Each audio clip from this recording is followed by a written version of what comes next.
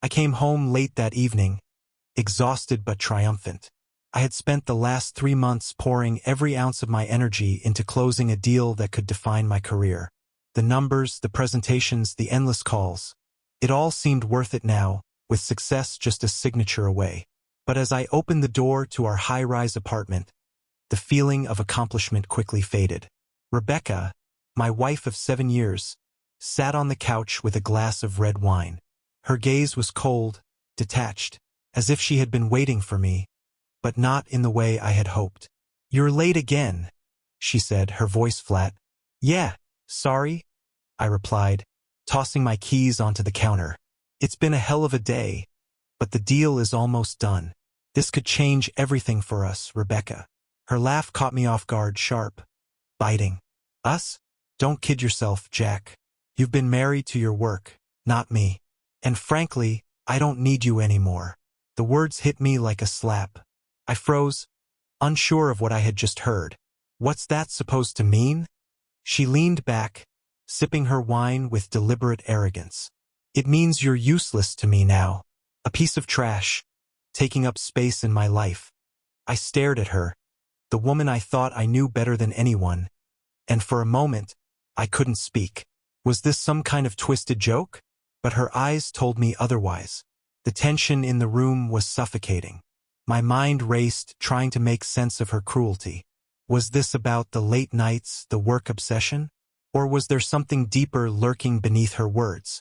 "Rebecca," I said, my voice steady despite the storm brewing inside me. "If there's something you need to tell me, just say it."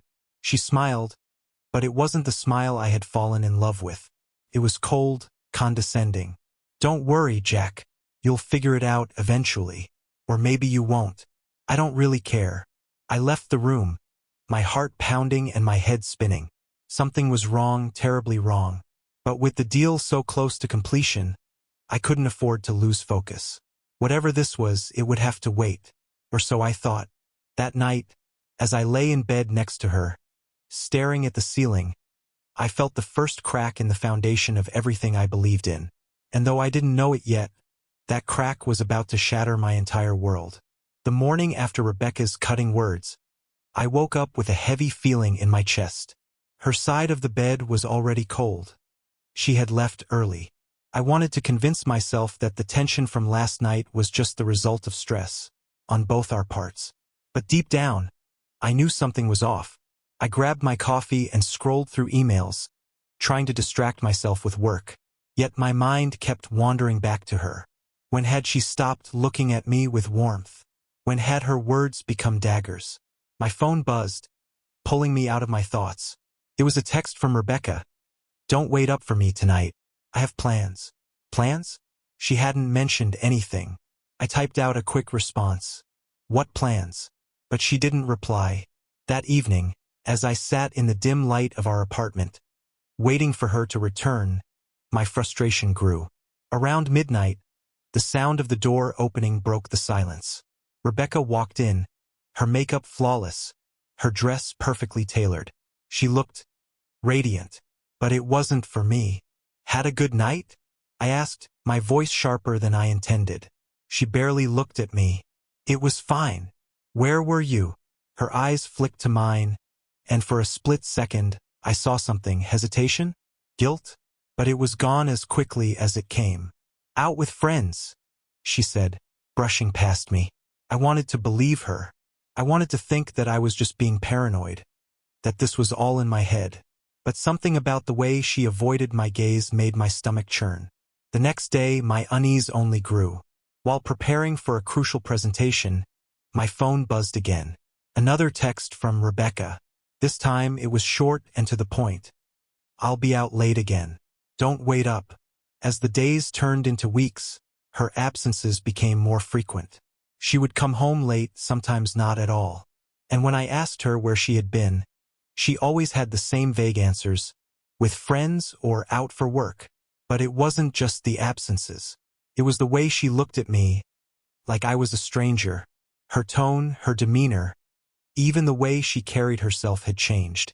One evening, as I worked late in my office, my phone vibrated. It was an email notification, but it wasn't work-related. It was a receipt for a luxury hotel booking. The name on the booking? Rebecca Gray. My heart sank. I clicked on the details, hoping it was some sort of mistake. But there it was, her name, the date, and the name of the hotel. A hotel she had no reason to be at. That was the moment I knew I couldn't ignore this any longer. Something was happening, something that could destroy everything we had built together. But with my deal nearing completion, I made a decision. I would wait. Just a little longer. I couldn't risk losing the opportunity of a lifetime. Still, the seed of doubt had been planted, and it was already taking root. I picked up my phone and made a call. "Hi," I said, my voice low. "I need your help with something. It's personal." The person on the other end agreed without hesitation. It was time to find out the truth, no matter how much it hurt. The days that followed were a battle between my personal and professional lives. I threw myself into work, using it as a shield against the chaos brewing at home. The deal I'd been working on for months was nearing its final stages. Every detail had to be perfect. My future, my reputation, and the $1 million payday all depended on it. But no matter how much I tried to focus, Rebecca's behavior loomed over me like a storm cloud.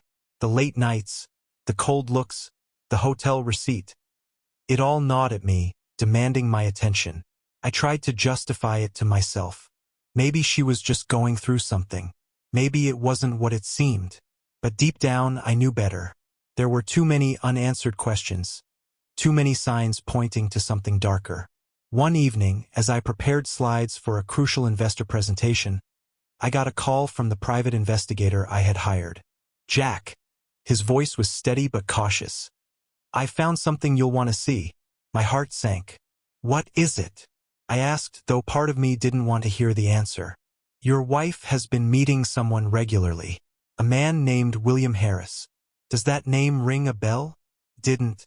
But the pit in my stomach told me I was about to learn more than I wanted to. "Do you have proof?" "I do," he said. "Photos, timestamps, locations. They've been meeting at a private club downtown. It's not just casual." I clenched the phone, my mind racing. I wanted to scream, to confront her, to demand answers. But the deal was too important. If I let this consume me now, I risked losing everything I had worked for. "Send me everything," I said, my voice barely above a whisper.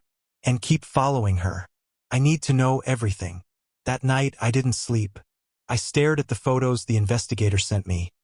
Rebecca laughing with a tall, confident man, their heads bent close together over drinks. My chest ached as I realized how long I had been blind to this. But anger quickly replaced the pain. Who was this man? What did he have that I didn't? And why now, when I was on the brink of the biggest success of my life? The next day, I walked into the boardroom, forcing myself to wear a mask of calm. The investors were impressed with my pitch, nodding along as I outlined the potential returns. Inside, I was a storm of emotions, but on the outside, I was the picture of professionalism. By the time the meeting ended, I had secured their interest. We were just days away from signing the deal. But as I left the room, my phone buzzed again. Another message from Rebecca. "Don't forget we have dinner with the Thompsons tomorrow." The nerve of her, acting as if everything was fine, as if she wasn't sneaking around behind my back. I stared at the message, torn between anger and disbelief. But I knew one thing for sure. I wouldn't let her or anyone derail my success. Not yet. Still, as I sat in my car, gripping the steering wheel, a thought crept into my mind. What if this was only the beginning? What if Rebecca wasn't just betraying me personally, but professionally as well? The idea was absurd. Or was it? I drove home, determined to keep my focus on the deal. But as I walked through the door and saw Rebecca sitting on the couch, scrolling through her phone, I couldn't help but wonder. What secrets was she hiding behind that calm exterior? I would find out soon enough. But for now, I had to keep my head down and play the part of the unsuspecting husband. The storm was coming. I could feel it. And when it hit, I would be ready. The dinner with the Thompsons was unbearable. Rebecca played her role perfectly, laughing at their jokes, gently touching my arm as if we were still the happy couple we used to be. Her performance was flawless, almost convincing enough to make me doubt everything I'd uncovered. Almost. As the evening dragged on, I noticed how effortlessly she charmed everyone in the room. Her laughter echoed like a song I couldn't unhear, each note cutting deeper. The Thompsons complimented her endlessly. Her beauty, her wit, her grace. All I could think about was William Harris and the photos the investigator had sent me. On the drive home, the silence between us was suffocating. Rebecca stared out the window, her face illuminated by the glow of passing streetlights. I wanted to confront her, to demand answers, but I held back. Not yet. The moment we walked through the door, I broke the silence. "Who is William Harris?" Her reaction was subtle but telling. A slight pause, the faintest flicker of surprise in her eyes. Then she laughed, a dry, dismissive sound. "What are you talking about?" I stepped closer, my voice firm. "Don't play dumb, Rebecca. I know about the hotel, the meetings, the private club. I know everything." Her expression shifted, a crack forming in her mask of indifference. "Are you spying on me now?" She shot back, her voice sharp. "I had to," I said, "because you sure as hell weren't going to tell me the truth." She crossed her arms, her gaze defiant. "Fine. You want the truth? William is someone who actually appreciates me. Someone who doesn't put his work above everything else." Her words stung, but it wasn't the confession I had expected. She wasn't apologetic. If anything, she seemed almost proud of herself. "How long?" I asked, my voice tight. She shrugged. "Does it matter?" It mattered to me. Every word she said felt like another dagger to my chest. But even as I stood there, drowning in her betrayal, I couldn't let myself lose control. I had to think clearly, strategically. "You think this is just about us?" I asked, my tone colder now. "You've been meeting with William, a competitor. Do you have any idea what you've done?" She blinked, her confidence faltering for the first time. "What are you talking about?" "William Harris isn't just some guy," I said. "He's trying to take me down, and you're helping him." For a moment, she looked genuinely shocked. But then her lips curled into a smirk. "Maybe he's better at playing the game than you are," she said. I clenched my fists, fighting the urge to lash out. "You don't get it, do you? This isn't just about me. This deal isn't just some number on paper. It's my future, our future." "Our future?" she scoffed. "Jack, there hasn't been an us for a long time. You were too busy chasing deals to notice." Her words hung in the air, heavy and final. I knew there was no salvaging this. Not our marriage, not the trust we once had. But I wasn't about to let her or William destroy everything I had worked for. "You've made your choice," I said, my voice steady despite the storm raging inside me. "Now I'll make mine." She stared at me, her smirk fading. "What's that supposed to mean?" "You'll see," I said, walking past her. "Soon enough." I retreated to my office, closing the door behind me. My hands trembled as I opened my laptop, pulling up every piece of evidence the investigator had sent me. Photos, receipts, timelines, it was all there. Rebecca had betrayed me in more ways than one. And now it was time to turn the tables. As I stared at the screen, a plan began to form in my mind. If Rebecca and William thought they could take me down, they were about to learn just how wrong they were. The game had begun, and this time I wasn't going to lose. The next morning, I sat in my office, staring at the wall of evidence pinned to my mental map. Every text, every receipt, every timestamp became a piece of a puzzle I was determined to solve. Rebecca and William thought they had me cornered, but they underestimated how far I was willing to go to protect what was mine. I made 2 calls that day. The first was to my lawyer, Eric, a no-nonsense type who had a reputation for being ruthless in negotiations. "Eric," I said, my voice firm, "I need a contingency plan for the deal, and I need it airtight." "Trouble?" he asked. "Potentially," I replied, not ready to share the full extent of Rebecca's betrayal.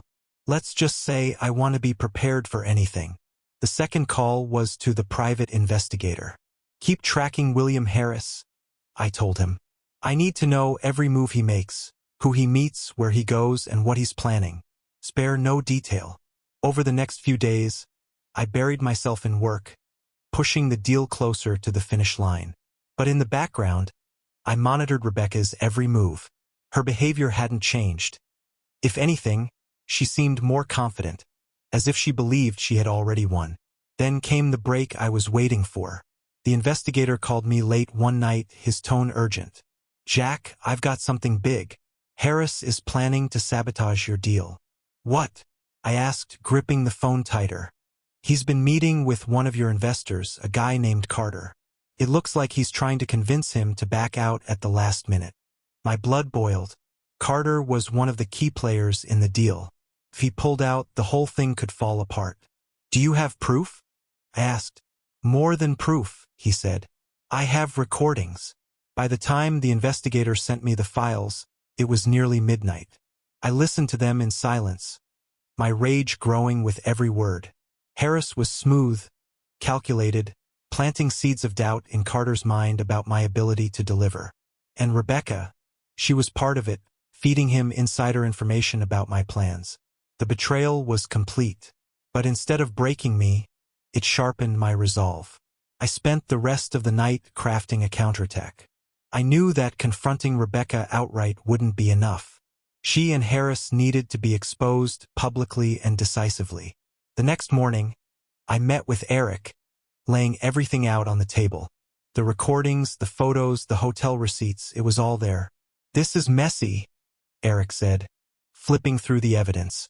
"But if we play this right, we can turn it into an advantage."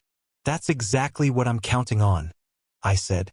Over the next week, we executed the plan with precision. Every investor involved in the deal received a carefully worded message from me, subtly highlighting Harris's underhanded tactics without revealing the full extent of my knowledge. At the same time, I worked to secure Carter's trust, presenting him with undeniable proof of Harris's motives. Rebecca, oblivious to my efforts, continued her charade at home. But I no longer cared about her lies. I was focused on one thing, ensuring she and Harris couldn't destroy what I had built. The final piece fell into place when Eric arranged a surprise meeting with the board overseeing the deal. I presented everything, the recordings, the evidence of Harris's sabotage, and the role Rebecca had played in it. The room was silent when I finished. Then one of the board members spoke up. "This changes everything," he said. "It does," I replied. "And I trust you'll make the right decision." As I left the meeting, I felt a surge of satisfaction. The trap was set. Now, it was only a matter of time before Rebecca and Harris faced the consequences of their actions. For the first time in weeks, I felt like I was in control again. But I knew the game wasn't over yet. The final move was still to come. 2 days later, the storm finally broke. I had been waiting for this moment, and when it came, it was more chaotic than I could have anticipated.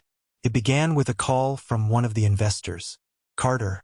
"Jack," he said, his voice tense. "I got a call from Harris this morning. He's furious. Something about your team pulling strings behind his back." "Let him be angry," I said, my tone cold. "He's only upset because he got caught." Carter hesitated. "I wasn't sure about you at first, but now, I respect how you've handled this. Count me in for the deal." Relief washed over me. With Carter's support, the deal was solidified. But I knew this wasn't the end. It was only the beginning of the fallout. Later that evening, Rebecca came home earlier than usual. Her face was pale, her confident demeanor replaced by unease. She tossed her bag on the counter and stared at me. "We need to talk," she said, her voice lacking its usual sharpness. "Go ahead," I said, leaning back in my chair. "I'm listening." She hesitated, her gaze darting around the room. "I know what you've been doing," she finally said. "Digging into my personal life, spying on me. It's pathetic, Jack." I laughed, the sound bitter. "Pathetic? That's rich coming from you, Rebecca. You've been feeding Harris information to sabotage me. Did you think I wouldn't figure it out?" Her eyes widened, but she quickly recovered. "You're delusional," she said. "William didn't need my help to outsmart you." I stood, the anger I had been holding back finally boiling over. "Don't lie to me," I shouted. "I have everything, recordings, emails, photos. You betrayed me, Rebecca, not just as my wife but as my partner. And now you're going to face the consequences." Her facade cracked, panic flashing across her face. "You don't understand," she said, her voice shaking. "I didn't have a choice. William, I cut her off. "Save it. Whatever excuse you have. I don't want to hear it." The room fell silent, the weight of the moment pressing down on both of us. Finally, Rebecca spoke, her voice barely above a whisper. "What are you going to do?" I stared at her, the woman I had once loved, now a stranger to me. "You'll find out soon enough," I said. The next day, the bomb dropped. Harris's attempts to undermine me were exposed in the industry's biggest trade publication.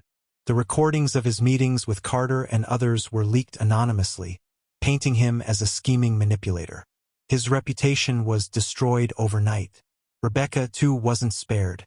Word spread quickly about her involvement, and soon her social circle turned on her. The glamorous life she had tried to maintain crumbled in an instant. At home, she confronted me, tears streaming down her face.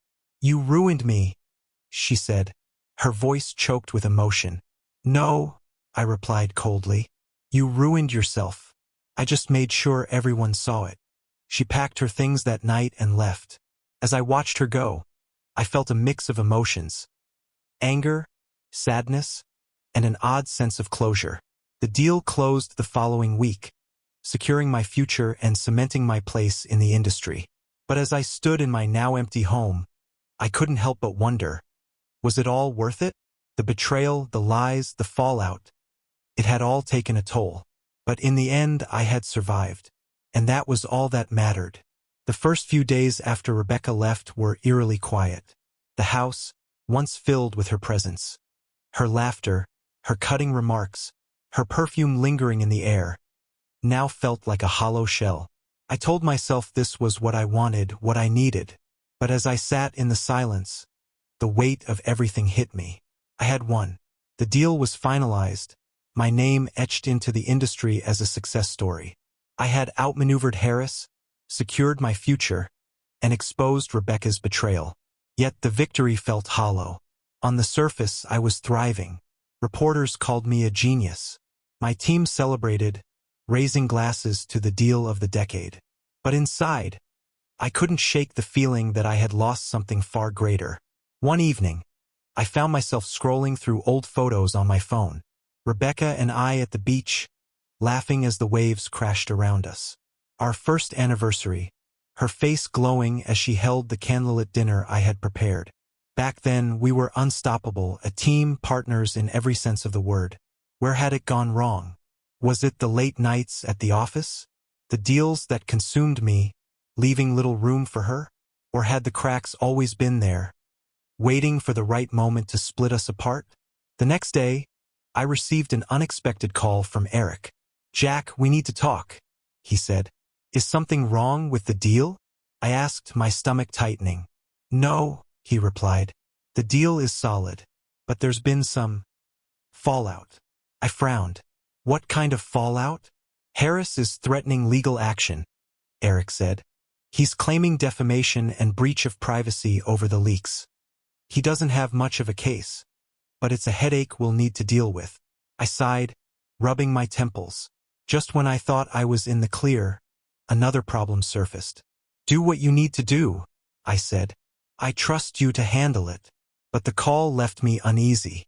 Harris might have been defeated, but he wasn't finished. And Rebecca, she was out there too, nursing her wounds and plotting her next move. That evening, I received another call, this time from Carter. "Jack, I've been hearing some whispers," he said. "About what?" I asked. "Rebecca," he said. "She's been talking to people, trying to spin the story in her favor. Be careful. She's not done with you yet." I thanked him and hung up, my mind racing. Rebecca had always been clever, always knew how to manipulate a situation to her advantage. If she was planning something, I needed to be ready. The next few weeks were a blur of meetings, damage control, and late nights. I threw myself into my work, determined to stay ahead of whatever storm was brewing. But no matter how hard I tried, I couldn't shake the feeling that I was being watched. One night, as I left the office, I noticed a car parked across the street. Its headlights flicked on as I stepped onto the sidewalk, following me as I drove home. When I turned onto a side street, the car followed. My heart pounded as I pulled into a gas station, watching as the car passed by. It was a reminder that my battle wasn't over. Rebecca and Harris had been defeated, but they weren't gone. And as much as I wanted to move on, their shadows lingered, haunting me at every turn. For now I was safe, but the cost of victory was becoming clear. I had won the war, but I had lost my peace. And in the quiet moments, when the world fell away, I couldn't help but wonder if I had truly won it all. The first sign of Rebecca's retaliation came in the form of an article. It was published on a niche business blog, a scathing exposé about me and the deal. Painted me as a manipulative opportunist, someone willing to do anything to win. The language was sharp, the tone personal. Rebecca's fingerprints were all over it. The claims were exaggerated, some outright lies. But the damage was done. Clients began calling, asking questions. My team scrambled to reassure them, but the whispers had started. That evening, Eric called.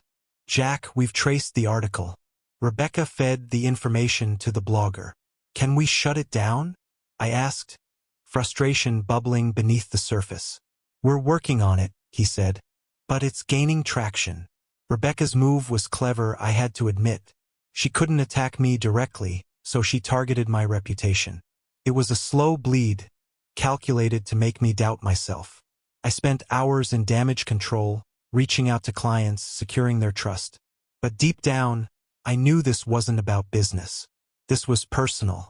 Rebecca was sending a message. She wasn't finished. By the time I tracked down the source of the article, it was too late. Rebecca had already moved on to phase 2 of her plan.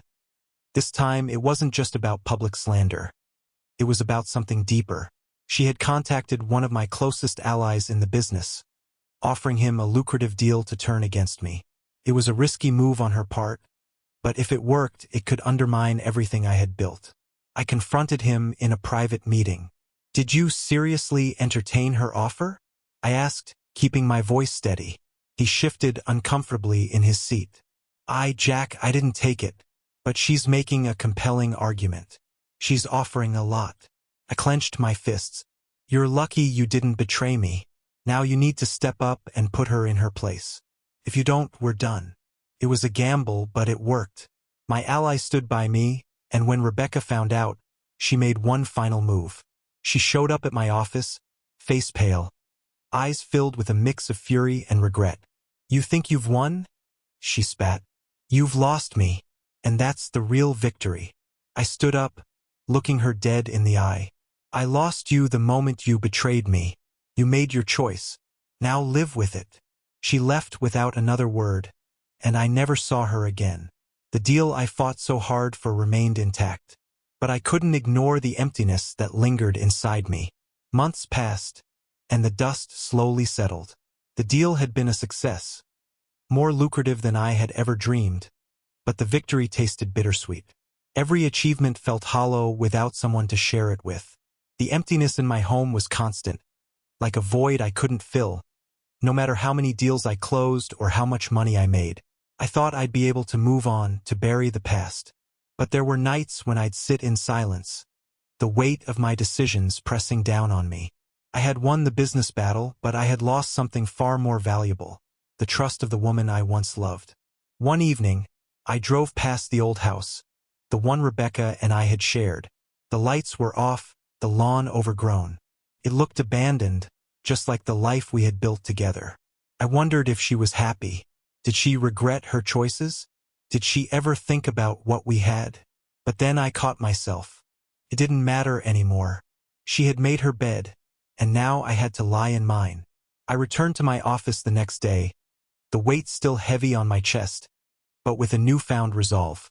I couldn't change the past, and I couldn't undo the betrayal. All I could do was keep moving forward. It had been nearly a year since Rebecca left, and I thought I had everything under control. The business was booming, and I had become a respected figure in my industry.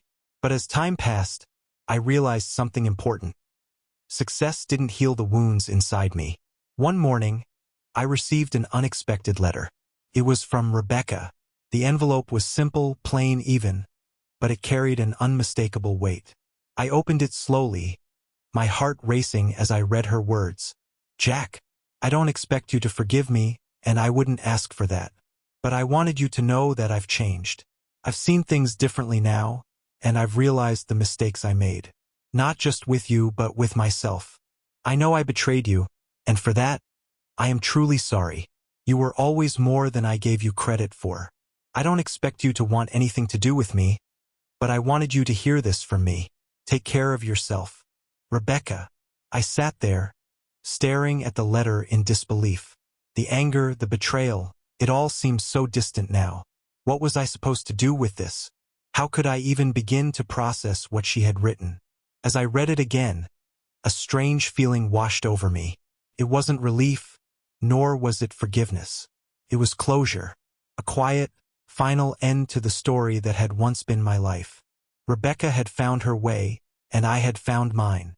We had both paid the price for our choices, but now there was no more fight left. Just the aftermath. I folded the letter and placed it in a drawer. The final chapter of that painful saga closed. I wasn't ready to forgive her. Not yet, and maybe never, but I finally understood something important. In the end, I didn't need her to define me. I had already rebuilt myself, stronger than before. And as I walked out of my office that day, a sense of peace settled over me. No more looking back. This is where the story ends, but let me ask you, what would you have done in Jack's position?